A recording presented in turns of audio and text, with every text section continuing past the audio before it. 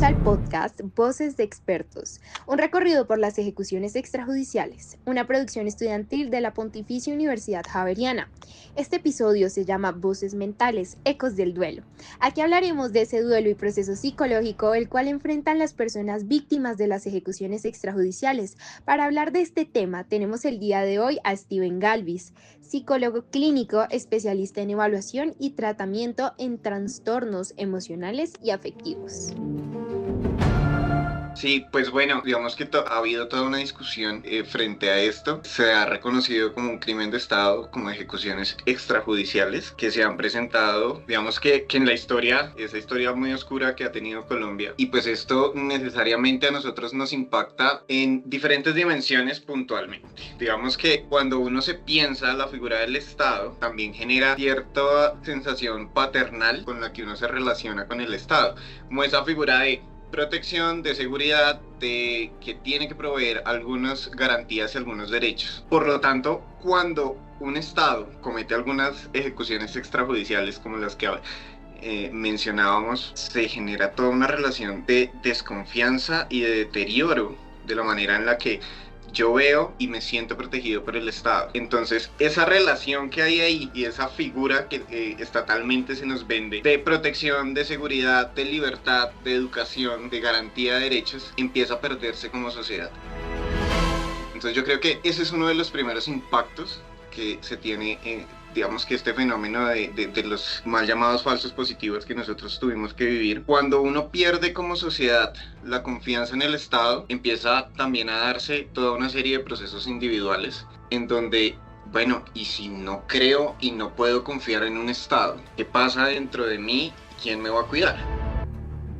Quien debía protegerme no lo hizo. Quien tenía el derecho a las armas y el acceso, más que el derecho, el acceso a las armas y el monopolio de las armas, las está usando contra mí. Entonces esto genera una ruptura dentro de las cogniciones que uno puede llegar a tener y dentro de esa relación de confianza. Ahora, hay un agravante tremendo allí, hay una ejecución extrajudicial comprendida como esa acción que hace un Estado para matar deliberadamente a alguien, y no solo matar, retener y mentir para presentarlo como una baja de un combate en una guerra que proviene de una concepción de enemigo interno que viene desde el siglo pasado acá. Entonces esto rompe absolutamente las cogniciones de todo el mundo, o bueno, de una parte de la sociedad. No podemos generalizar en estas cosas. Yo creo que a nivel de sociedad se genera eso, se genera una completa desesperanza frente, más que desesperanza, como un desamparo frente a ese Estado y a esa figura que debía cuidar y que ahora me está mintiendo.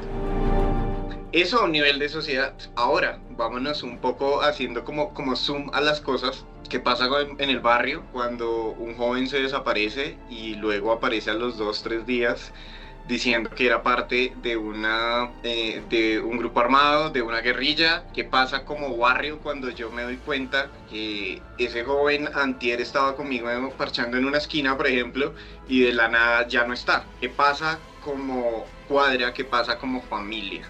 Y entonces esto siento que tiene unos niveles de comprensión y unos niveles de impacto que van desde lo más macro como sociedad hasta lo individual y al grupo primario de la persona, pues que fue víctima de esto. Entonces aquí es donde uno entra, pensarse muchísimas cosas respecto a, bueno, imaginémonos y pongámonos en la situación. Si de la nada una persona de mi familia se desaparece, no tengo ningún tipo de contacto de él, y lo último que yo me enteré fue que le había salido un trabajo en Cimitarra, en Ocaña, y que iba a ayudarme, eso económicamente, pues porque en mi familia en este momento no estamos bien, por ejemplo. Entonces aquí empieza a pasar algo, y es el fenómeno de estas ejecuciones extrajudiciales es algo perverso y que se da en una acción sistemática. Y cuando esto se da en una acción sistemática, cuando no es un hecho aislado, cuando no es un caso uno en un millón, empieza a romper también paradigmas como familia, como sociedad, como barrio. Entonces, si yo como familia tengo unos factores de riesgo importantes que están relacionados con la desigualdad al acceso a las condiciones de salud, desigualdad en el acceso a los servicios educativos, estoy enmarcado dentro de la marginalidad o de la pobreza, digamos que que hay una vulnerabilidad económica y uno de mis hijos, por ejemplo, tiene una oferta laboral, primero lo que va a pasar en mi familia es una gran expectativa de que va a haber un ingreso económico. Y cuando entonces yo creo una expectativa de que algo va a estar bien, de que algo me va a ayudar, pues empiezo a inflar todo mi aspecto emocional y toda mi dimensión y diciendo, aquí hay algo bueno, acá hay algo importante, y me ilusiono y me permito ilusionarme. Entonces, aquí es donde uno empieza a ver que estos hechos desde el comienzo tienen un impacto. En el primer momento en que al joven de la familia lo recluta una empresa, entre comillas empresa, hace un proceso de selección como los que hacían en Ciudad Bolívar, como los que hacían en Soacha, como los que se hicieron en Bosa, y la persona se gana la oportunidad de trabajar en otro lado del país, desde aquí ya la familia empieza a verse impactada. Y a decir, bueno, vamos a tener con qué comer, vamos a tener con qué hacer un mercado, con qué pagar el arriendo, con qué pagar los servicios, todo esto. Entonces, el impacto empieza desde el primer momento. Digamos que avanzando en este proceso, la persona se tiene que ir hacia otro lado, porque usualmente estas ofertas de trabajo iban enfocadas a cimitarra o a caña. Desde ese momento ya las familias empiezan a vivir un duelo por la separación, que va a hacerse y va a tramitarse con base en una esperanza de un ingreso económico. Nos vamos a alejar y a distanciar un tiempo, pero es por un bien mayor. Listo. Este duelo empieza a tramitarse en las familias. Este duelo empieza a darse por allí, a hacer huequito y como toda separación, las personas que lo han tenido que vivir, pues va a doler, pero digamos que hasta el momento no es nada que como humanidad no hayamos superado. Ese duelo por una separación, de que mi hijo se va a ir a trabajar a otro lado del país. Pero cuando pasan 2-3 días y no se tienen noticias, ahí es donde también se genera un impacto psicológico a nivel de preocupación, de incertidumbre, y posiblemente se genere algo que nosotros desde la psicología clínica y no con intenciones de patologizar nada, sino de explicar, se da algo que se llama pensamiento negativo repetitivo, que es cuando uno tiene una preocupación por algo y en vez de relacionarse con esa preocupación desde una manera de, ok, yo la pongo aquí y mantengo haciendo otras cosas, la traigo a toda hora al presente y alimento. Entonces empiezo, y si tal cosa, y si lo otro, y si lo otro, y si, y a esto se le llama rumia. Entonces, posiblemente dentro de estos procesos de los falsos positivos, dentro de toda esta historia muy oscura, se tuvieron que haber dado muchos patrones de rumia dentro de las familias, diciendo, oiga, lleva 2-3 días que no sabemos nada de él. Estos patrones se empiezan a romper cuando se va a buscar a las autoridades y empiezan a encontrar las noticias de, no, a su hijo, a su hija, la encontraron muerta, herida en un combate y fue declarada como baja ante un batallón que oficializó que fue una baja en combate porque pertenecía a la guerrilla. En ese momento se vuelca absolutamente todo, porque es que aquí no estamos hablando solo de una desaparición, no estamos hablando de un homicidio, sino que estamos hablando de algo mucho más personal. Es algo de tramitar, porque aquí no se está hablando solo de una desaparición y de un asesinato, sino que se está hablando de una búsqueda de verdad constante en las que han entrado las familias, que han conformado colectivos, que han conformado movimientos como por ejemplo las MAFAPO, las madres de los falsos positivos de Soacha, que son más o menos como 19 madres que se han organizado y han guardado y han hecho un ejercicio de memoria diciendo, no, es que esto a mi hijo no lo mataron por eso. Entonces aquí vemos un proceso de duelo interrumpido por una acción que no es verdad. Así que el proceso de duelo no puede dar su curso normal, no puede pasar por esas famosísimas fases de las que hemos hablado siempre, que es el estado de shock, la negación, la ira, la tristeza y finalmente como esa aceptación. Pero y cuando me dicen a mí, hey, murió tu hijo, pero encima de todo dicen, murió tu hijo y lo mataron porque era un guerrillero, se corta el proceso de duelo. Entonces nosotros podemos ver los duelos en las familias de los falsos positivos se ven interrumpidos y no pueden tener un curso normal, por lo tanto es un duelo que no se puede elaborar hasta que se encuentre una verdad, hasta que se dé un reconocimiento que a estos grupos y a estos movimientos ha llevado años. Estamos hablando que estos hechos sistemáticos ocurrieron desde el 2002 hasta el 2008 en una estrategia de seguridad democrática que se dio en este país. Entonces, este duelo entra uno en una incertidumbre, en un terror tremendo, en una desesperanza, y es allí donde uno ve todo el impacto psicológico que tiene, tanto a nivel social como a nivel familiar, de todo esto. Entonces, sé que he lanzado muchas generalidades, sé que he comentado como muchas ideas por allí. Si tienen de pronto alguna pregunta hasta el momento, algo que agregar o puntualizar por allí, pues estoy abierto a escucharlas también. Sí, claro, pues obviamente sabemos que es un tema muy complejo y que juega mucho en la emocionalidad, ¿no? Lo que tú decías de que no es un duelo como pues los que siempre se viven normalmente, sino que es un duelo, por decirlo, interrumpido. Pero entonces yo te quería preguntar si has tenido algún caso de madre víctima de un falso positivo. Bueno, yo tuve la oportunidad de acompañar en el Centro de Memoria Histórica. Esto fue hacia el 2018-2019.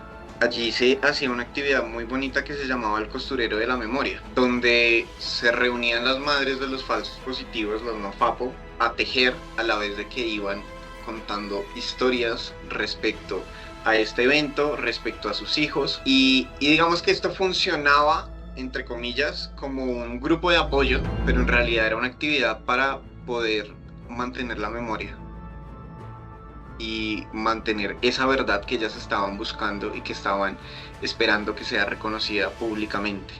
Entonces, cuando uno encuentra en sus relatos, siempre hay una sensación de desamparo y hay una sensación de traición respecto a un Estado que uno me abandonó y nosotros no teníamos ni siquiera las condiciones económicas y por eso mi hijo aceptó esa oferta, pero también una traición a nivel de, venga, de verdad, ustedes pasaron a mi hijo en un informe como un guerrillero, básicamente. Entonces, en estos espacios del Costurero de la Memoria, yo recuerdo que a la vez de que íbamos tejiendo, se iban hilando, metafóricamente, pues esas historias. Y cuando uno lo sacaba, ellas lo ponían en palabras, lo ponían, digamos que en un relato muy tangible a la vez de que se iba tejiendo. Esto favorecía a que ellas pudieran encontrar el apoyo en otras personas y decir, oiga, venga, usted también comprende esto, porque a su hijo también le pasó. Digamos que tanto metafóricamente como en una acción tangible se iba tejiendo esos relatos, se iban tejiendo esos discursos que cargaban, que dolían, que eran muy profundos, que eran muy crudos, pero que era necesario ponerlos en algún lado y necesario también contenerlos y validarlos. Es decir, eso que siente, esa rabia que usted siente en este momento es completamente legítima. Esa decepción que usted siente es válida y es normal que la sienta. O sea, es apenas normal que usted pase por eso en este momento. Entonces, en estos procesos que se dan de acompañamiento, se ve mucho esto. Son temas emocionales que se ven y también cargados de una indignación que está en una búsqueda de verdad. Quiero agregar algo que pues tengo acá dentro de las preguntas, y es que pues aparte de validar el duelo que ellas tienen, es que pues eso también en la misma sociedad que ahorita hablabas como más generalmente, pues eso se ve como muy estigmatizado, ¿no? Como, ay, es un familiar de una ejecución extrajudicial. Eso también pues repercute mucho pues en las emociones de esta persona, ¿no? Pues del familiar que está pasando por ese duelo, que le cortaron el duelo por decirle que es que como así que era un militar y me lo mataron. Entonces es revictimización.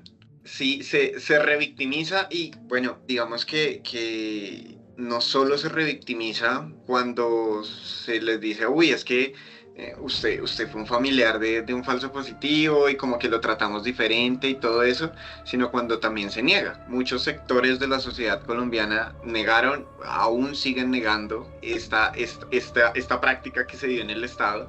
Y entonces es como, ok, encima de que me matan a mi hijo, me aíslan, me niegan, me juzgan y después me dicen que eso nunca sucedió.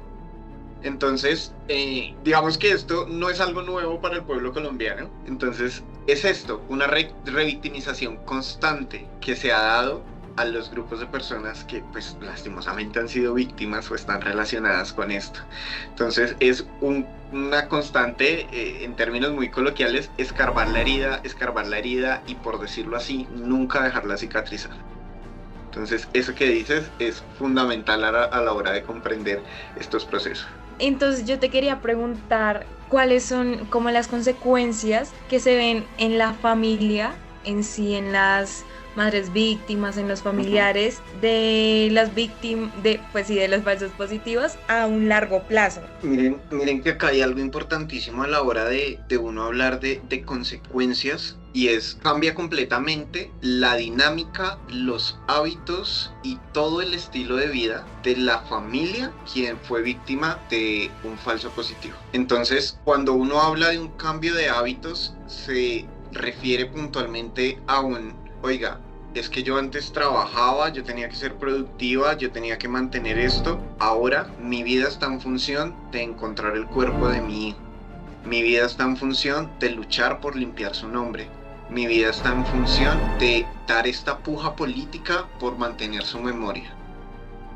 Entonces, principalmente uno encuentra esto. Los primeros días de la desaparición, los primeros días de la noticia, pues claramente se va a ver un volcado completamente hacia esa tristeza, hacia esa rabia, esa indignación, hacia esta negación, pero luego se ve impactada puntualmente en el cambio en el estilo de vida.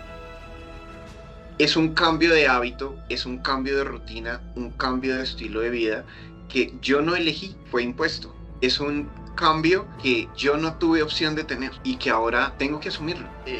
Me atrevería a decir algo acá muy grande, y es hacia en el tipo de ciudadano que soy. Ya no soy el ciudadano que está en función de trabajar, de producir, de crecer como persona, todo esto, sino que ahora mi rol como ciudadano, mi rol como persona es buscar la verdad.